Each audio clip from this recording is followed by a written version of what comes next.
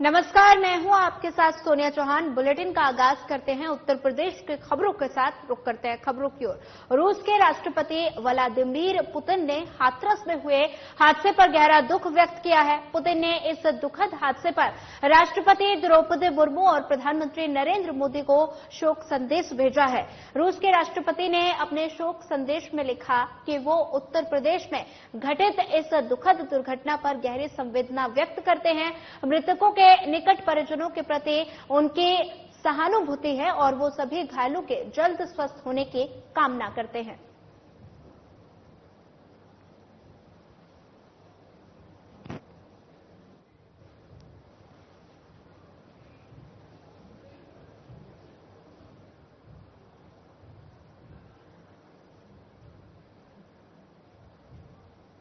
राष्ट्रपति और पीएम मोदी को शोक संदेश भेजा। बता दें कि रूस के राष्ट्रपति पुतिन ने राष्ट्रपति द्रौपदी मुर्मू और प्रधानमंत्री नरेंद्र मोदी को हाथरस हादसे पर शोक संदेश भेजा। बता दें कि पुतिन ने राष्ट्रपति द्रौपदी मुर्मू और प्रधानमंत्री नरेंद्र मोदी को हाथरस हादसे पर शोक संदेश भेजा। बता दें कि हाथरस हादसे को लेकर राष्ट्रपति पुतिन ने राष्ट्रपति द्रौपदी मुर्मू और साथ ही प्रधानमंत्री नरेंद्र मोदी को शोक संदेश भेजा।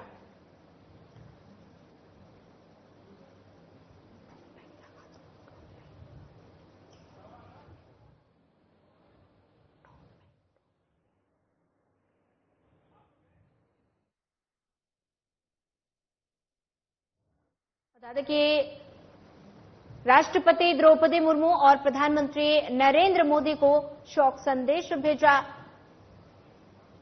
हाथरस हादसे पर राष्ट्रपति पुतिन ने राष्ट्रपति द्रौपदी मुर्मू और प्रधानमंत्री नरेंद्र मोदी को शोक संदेश भेजा। हाथरस हादसे को लेकर पुतिन ने गहरा दुख व्यक्त किया और साथ ही रूस के राष्ट्रपति पुतिन ने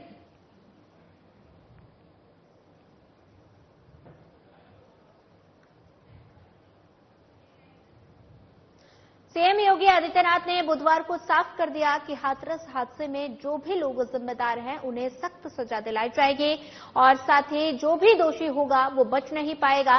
इसके लिए सीएम योगी ने हाईकोर्ट के रिटायर्ड जज की अध्यक्षता में न्यायिक जांच के भी आदेश दिए हैं। हाथरस में घटनास्थल का मुआयना और समीक्षा करने के साथ साथ घायलों से मिलने के बाद सीएम योगी ने प्रेस कॉन्फ्रेंस के माध्यम से इस पूरी घटना की तह में जाने की बात कही। साथ ही उन्होंने कहा कि इस पूरे आयोजन में अंदर की व्यवस्था आयोजन से जुड़े सेवादारों की थी और साथ ही प्रशासन द्वारा बाहर पुलिस की व्यवस्था की थी और लेकिन हादसा होने के तुरंत बाद सेवादार वहां से भाग निकले और यहां तक कि हादसे के बाद लोगों को अस्पताल पहुंचाने के लिए भी कोई व्यवस्था नहीं की। सीएम योगी ने कहा कि इस पूरे घटनाक्रम के लिए हमने एडीजी आगरा की अध्यक्षता में एक एसआईटी गठित की है जिसने अपनी पारंपरिक रिपोर्ट दी है। साथ ही इस घटना के तह में जाने के लिए कहा गया और बहुत से ऐसे पहलू हैं जिन पर जांच होना बहुत जरूरी है। जो लोग भी इस घटना के जिम्मेदार होंगे वो सभी इसके दायरे में आएंगे। और प्रेस कॉन्फ्रेंस के दौरान सीएम योगी ने कहा कि मंगलवार को हाथरस जनपद के सिकंदरा राव तहसील के एक गांव में दुखद और दर्दनाक घटना घटित हुई थी। इस पूरी घटना के तह तक जाने के लिए शासन स्तर पर हम लोगों ने मंगलवार को ही कदम उठाए थे और इस हादसे में 121 श्रद्धालुओं की मृत्यु हुई है जो उत्तर प्रदेश के साथ साथ हरियाणा, राजस्थान और मध्य प्रदेश से भी जुड़े हुए हैं। सीएम योगी आदित्यनाथ ने कहा कि गंभीर रूप से घायल लोगों ने बातचीत में बताया कि हादसा उस वक्त हुआ जब कार्यक्रम के बाद कथावाचक का काफिला जीटी रोड पर आया तो उन्हें पैर छूने के लिए महिलाओं का एक दल उधर बढ़ गया और साथ ही पीछे पीछे भीड़ चली गई और इसके बाद वो एक दूसरे के ऊपर चढ़ते गए। सेवादार भी लोगों को धक्का देते गए, जिसके चलते जीटी रोड के दोनों ओर ये हादसा हुआ। और इसका सबसे दुखद पहलू ये था कि इस तरह के कार्यक्रम के दौरान जो सेवादार प्रशासन को अंदर घुसने नहीं देते, दुर्घटना होने के तत्काल बाद उन्होंने मामले को दबाने का प्रयास किया।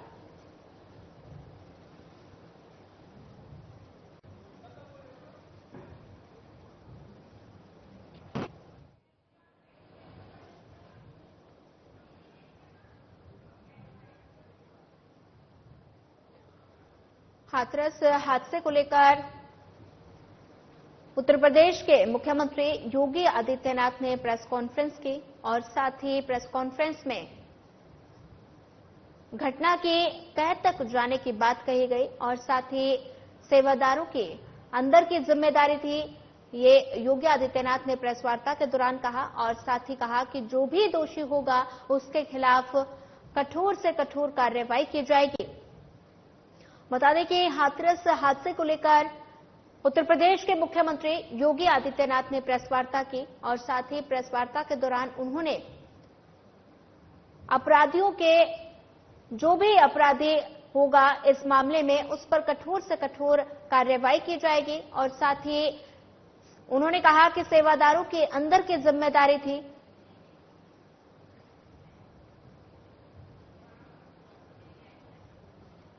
भारत के साथ विदेश में भी सनातन धर्म को लेकर लोगों में खासा उत्साह रहता है और यही वजह है कि कनाडा में सनातन उत्सव का आयोजन किया गया, जिसमें भारी संख्या में लोगों ने हिस्सा लिया। बच्चे, बुजुर्ग, युवा, महिलाएं और सभी कार्यक्रम में पहुंचे। पूजा पाठ किया गया। बच्चों ने भी अपने रंगारंग प्रस्तुति दी। तो वहीं कनाडा में सनातन उत्सव को लेकर पीड़ित पंडित जी के से खास बातचीत की और इस बातचीत में क्या कुछ खास रहा, आइए आपको सुनाते हैं। सनातन टेम्पल के द्वारा बेसिकली यहाँ पे जो तिरुपति बालाजी महाराज जो इंडिया में है, वहाँ पे उनका बहुत बड़ा मंदिर है तिरुपति में। उसी के संबंध में यहाँ पे भी एक बहुत बड़ा इवेंट हो रहा है। तो आइए जानते हैं, यहाँ पे एक पंडित जी हैं, उनसे जानते हैं कि ये इवेंट किस लिए मनाया जा रहा है और इसकी खासियत क्या है। सहित श्रीनिवास कल्याण हो रहा है। इसकी विशेषता यह है कि भगवान विष्णु जब भूलोक में आए थे और वो भी पूर्व कलयुग में जब उन्होंने आए थे, उन्होंने उनका विवाह जो है कुबेर से उन्होंने धन लेकर से जो विवाह है उतना अच्छे से किया है और वैभवता से किया है। इसीलिए हर साल और ये जो कल्याण जो होते हैं ये तिरुपति में तो हर साल होते हैं और हर एक दिन होते हैं। लेकिन हम यहाँ पे इस गर्मी वाले सीजन में हम यहाँ पे ये जो कल्याण है कल्याण महोत्सव हम हर एक यहाँ पे सनातन हिंदू सोसाइटी कैलगरी करते हैं और उसके साथ साथ सब लोगों को यहाँ पे दिला के स्वामी जी का कल्याण हो जाता है, सब लोगों को प्रसाद दिया जाता है। तो इससे भगवान श्री वेंकटेश्वर और पद्मावती का कल्याण देखकर सब लोगों का जो भी इच्छा है सारे विषय पूरा हो जाते हैं और उसके साथ साथ भगवान की अनुग्रहता से बहुत ही अच्छे देखते हैं और उनके जीवन में भी कल्याण। ये कितने लोग आते हैं यहाँ पे? हर साल लगभग 2000 से 3000 लोग यहाँ पे आते हैं और जैसे हम ये साल के बाद करते हैं तो लोग की संख्या है वो भी तो जब भारतीय लोग यहाँ पे आते हैं और जो विदेश में आते हैं और हमारे जो भारत के जो जितने भी नेतागण हैं, स्पेशली हमारे जो मोदी जी हैं वो और भारतीय जनता पार्टी जो है वो हिंदुत्व को लेके अपने देश में ही नहीं पर विदेश में भी काफी बड़ा प्रचार करती है। और इस तरह के इवेंट होते हैं तो जब भी मोदी जी ट्रैवल करते हैं बाहर कहीं पे भी जाते हैं तो वो यहाँ पे तो अभी तक नहीं आए, पर क्या आप उनको यहाँ पे बुलाना चाहेंगे और आपको लगता है कि उसके कार्यक्रम होगा? हाँ, अगर बिल्कुल जैसे आपने मोदी जी के बारे में अभी पूछा है, उन्होंने इस विवाह के बारे में और इस कल्याण के बारे में जो तिरुमला में होते हैं उनको जो कल्याण है तो बहुत अच्छा पसंद है। और इसके साथ साथ इस संस्थान वाले और और बिल्कुल अगर मोदी जी कोई भी अगर नेता जो है यहाँ से भारत से यहाँ पे आते हैं और उनको अगर वो अच्छे मैसेज भी यहाँ पे कनाडा सरकार को भी और वहाँ पे भारत सरकार को भी, भारत के लोग और कनाडा लोगों को, दोनों देश की जो लोग हैं, विशेष से हमारे सनातन धर्म के लोग हैं, सब लोगों को एक अच्छे मैसेज भी जाएगा। और हमारे वसुधैव कुटुंबकम की जो मैसेज जो है तो सब लोगों के पास अच्छे तरह से जाएगा। और उसके साथ साथ अगर भारत की सरकार अगर इन तरह की जो भी डिवोर्स मतलब कल्चरल मिनिस्ट्री जो भी होते हैं, अगर वो लोग भी अगर इस संस्थाओं को ज्यादा एनकरेजमेंट दिए तो और भी ज्यादा महत्वपूर्ण कार्यक्रम हो सकते हैं। तो आशा करते हैं इस तरह के इवेंट आप और भी करते रहें और देश और देश में लोग यहाँ पे भी आए और आपके जो है भावनाओं को और बढ़ाएं और श्रद्धालु जितने भी हैं ज्यादा से ज्यादा तादाद में आए। और हम सबसे दुआ यही करते हैं कि आप आए और इस इवेंट में और हाथरस में हुए हादसे ने पूरे देश को झकझोर कर रख दिया है। सीएम योगी खुद इस मामले में कार्रवाई पर नजर बनाए हुए हैं, तो वहीं हमारे चैनल हेड ब्रिजमोहन सिंह रघुवंशी ने हाथरस में हुए हादसे के बारे में जानकारी दी।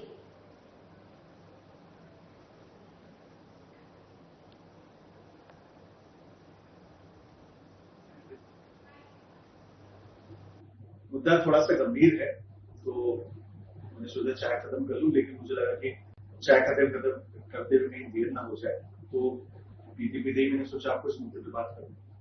मुद्दा है कल का, गंभीर मुद्दा है, तो चाय बाद में भी हो जाएगी, लेकिन बात आप तक पहुंचा। हाथरस की घटना, लगभग 150 के आसपास लोग अभी कहीं न कहीं बताया जा रहा है 100 से 150 के बीच में, लेकिन एग्जैक्ट जो संख्या है आपको पता है, इस देश में जो भी घटनाएं होती हैं उसका सही आंकड़ा हम तक बहुत मुश्किल से पहुंच पाता है या थोड़ा विलंब से पहुंचता है, और अभी तो मात्र 24 घंटे हैं।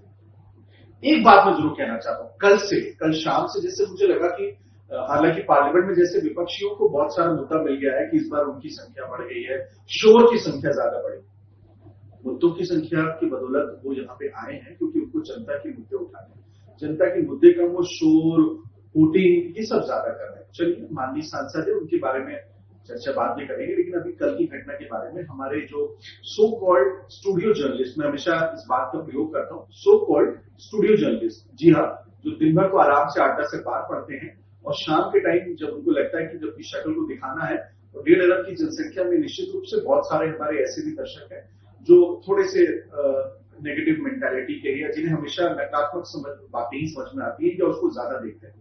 जैसे आपको पता है, बहुत सारे लोग इस देश में अच्छी पिक्चरें कम देखते हैं, वो पिक्चर जिसमें कोई सोशल मैसेज हो उसको कम देखेंगे, हॉरर को देखेंगे या मारधाड़ को देखेंगे, तो निश्चित रूप से जनसंख्या है, दर्शक है, अपने हिसाब से देखते हैं, हमारे भी दर्शक हैं, और जो हमारे दर्शक हैं तो मैं कह सकता हूं उनकी संख्या और so called TRP rated channels और सो कॉल्ड टीआरपी रेटेड जो यूट्यूब चैनल्स हैं उनसे थोड़ी कम जरूर है, लेकिन हम उन लोगों तक पहुंचते हैं जो हमारी बात को गंभीरता से ना कि सिर्फ समझते हैं, अभी तो उसके ऊपर उसको खुद भी पूरी तरीके से उसको वो अपने हिसाब से उसको जांचते हैं, परखते हैं, तब वो विश्वास करते हैं जो मैं कह रहा हूं वो सच है गलत है। कल लोगों ने शाम को बताना शुरू कर दिया कि इतनी बड़ी घटना हो गई, प्रशासन जिम्मेदार है, सरकार जिम्मेदार है, योगी जी जिम्मेदार है।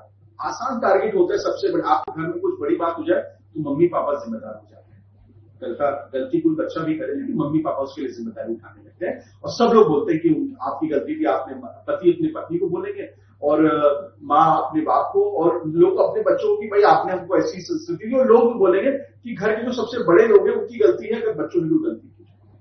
ठीक है, जिम्मेदारी बनती है, आज भी सरकार पीछे नहीं हट रही है, ना प्रशासन पीछे हट रहा है। बड़ी बात यह है, हमारे समूह के 2 धार्मिक चैनल हैं, हमारा एक डिजिटल धार्मिक चैनल है और उसमें तमाम ऐसे धर्मगुरु, सत्संग और कथावाचक ही आते हैं, तो हमसे ज्यादा ऐसे कार्यक्रमों के बारे में कोई नहीं जानता है, क्योंकि हम लगातार ऐसे कार्यक्रमों को कवर करते हैं।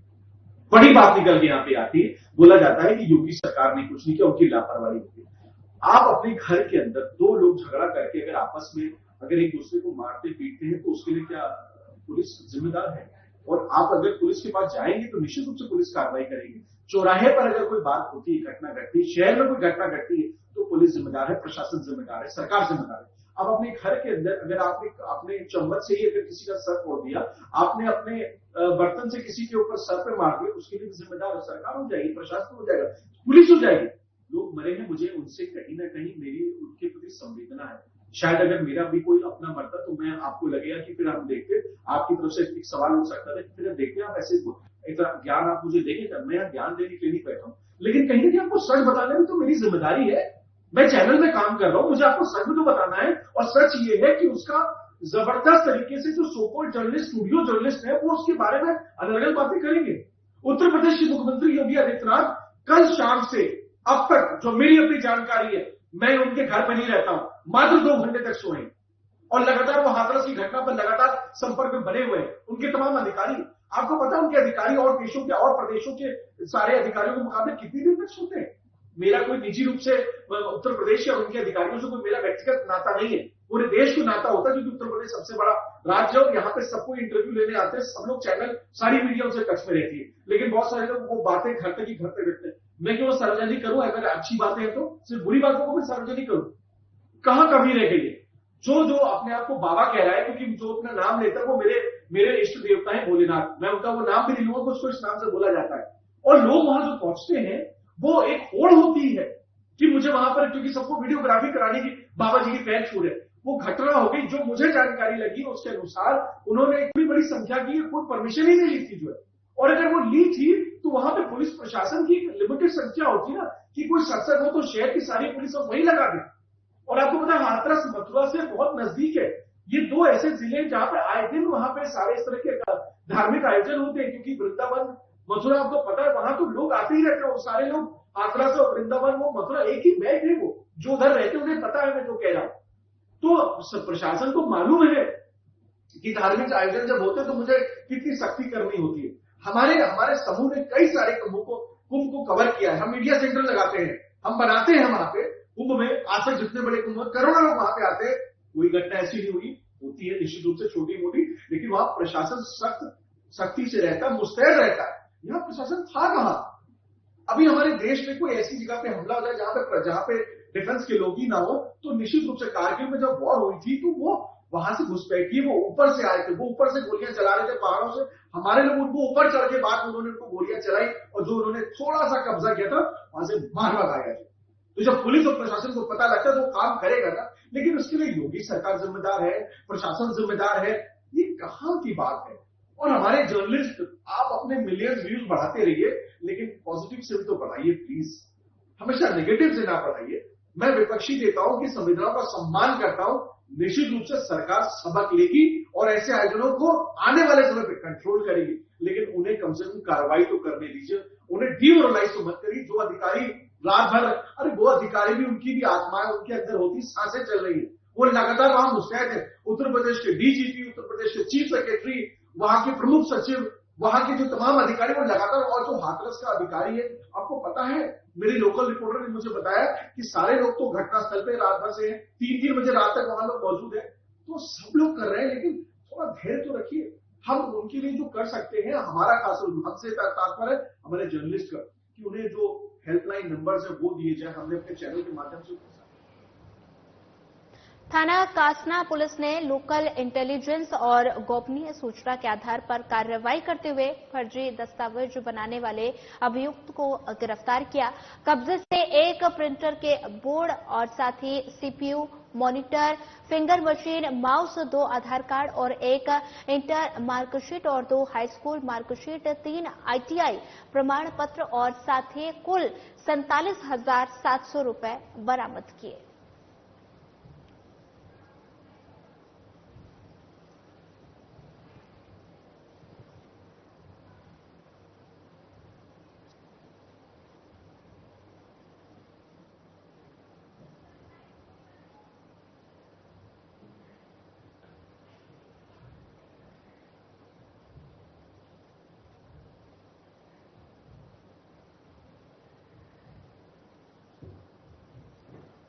तस्वीरें नोएडा से हैं, जहां पर कासना पुलिस ने की बड़ी कार्रवाई और साथ ही पुलिस ने आरोपियों के कब्जे से मशीनें बरामद की। पीएम मोदी ने राज्यसभा में राष्ट्रपति के अभिभाषण के धन्यवाद प्रस्ताव पर जवाब दिया। पीएम मोदी ने 1 घंटा 50 मिनट के स्पीच में नीट, मणिपुर, संविधान, कांग्रेस और साथ ही पश्चिम बंगाल, रोजगार, भ्रष्टाचार समेत कई मुद्दों पर अपनी बातचीत रखी। साथ ही उन्होंने क्या कुछ कहा, आइए आपको सुनाते हैं। चाहता हूं कि आज लगातार 3 चुनाव में 2014 हो, 2019 हो और 2024 में तीनों चुनाव के अंदर जितने कानून बदला और आज मोदी जी ने SC, ST, OBC के अलावा आज 33% महिलाओं के लिए आरक्षण। और मैं जानता हूं कि भारत के लोकतंत्र की 6 दशक के बाद आई हुई घटना असामान्य घटना है और कुछ लोग जानबूझ करके उससे अपना मुंह फेर करके बैठे रहे। कुछ लोगों को समझ नहीं आया और जिनको समझ आया उन्होंने हो हल्ला उस दिशा में किया कि ताकि देश की जनता की इस विवेक बुद्धि पर, देश की जनता के इस महत्वपूर्ण निर्णय पर कैसे छाया कर दी जाए, कैसे उसको ब्लैकआउट किया जाए, इसकी कोशिश हुई। लेकिन मैं पिछले 2 दिन से देख रहा हूं कि आखिर तक पराजय भी स्वीकार हो रहा है और दबे मन से, कम मन से विजय भी स्वीकार हो रहा है।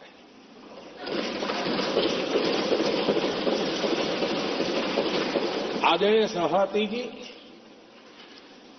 कांग्रेस के हमारे कुछ साथियों को मैं हृदय से धन्यवाद करना चाहता हूं, क्योंकि नतीजे आए तब से हमारे एक साथी की तरफ से मैं देख रहा था, उनकी पार्टी उनको समर्थन तो नहीं करते थे, लेकिन अकेले झंडा लेकर दौड़ रहे थे।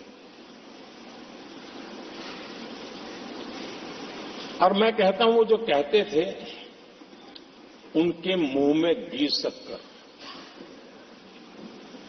और ये मैं क्यों कह रहा हूं? क्योंकि उन्होंने बार बार ढोल पीटा था 1/3 सरकार। इससे बड़ा सत्य क्या हो सकता है कि हमारे 10 साल हुए हैं, 20 और बाकी है। 1/3 हुआ है,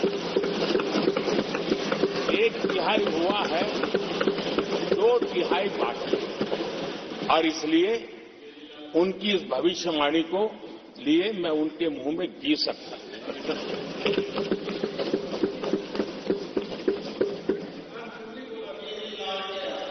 आदरणीय सभापति जी,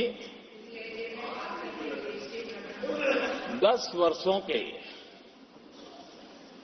अखंड, एकनिष्ठ, अविरत सेवा भाव से किए हुए कार्य को देश की जनता ने जी भर करके समर्थन दिया है। देश की जनता ने आशीर्वाद दिए हैं। आदरणीय सभापति जी, इस चुनाव में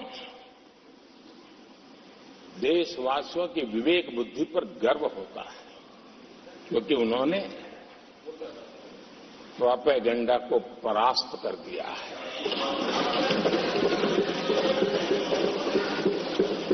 देश की जनता ने परफॉर्मेंस को प्राथमिकता दी है। भ्रम की राजनीति को देशवासियों ने ठुकराया है और भरोसे की राजनीति पर विजय की मोहर लगा।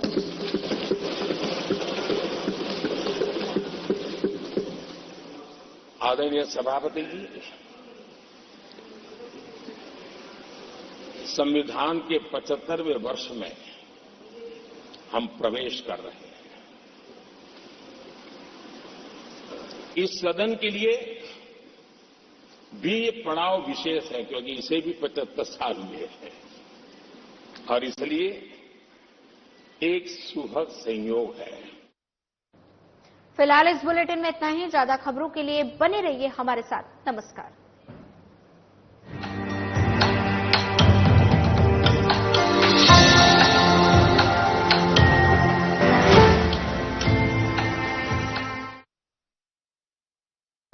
Best channel hit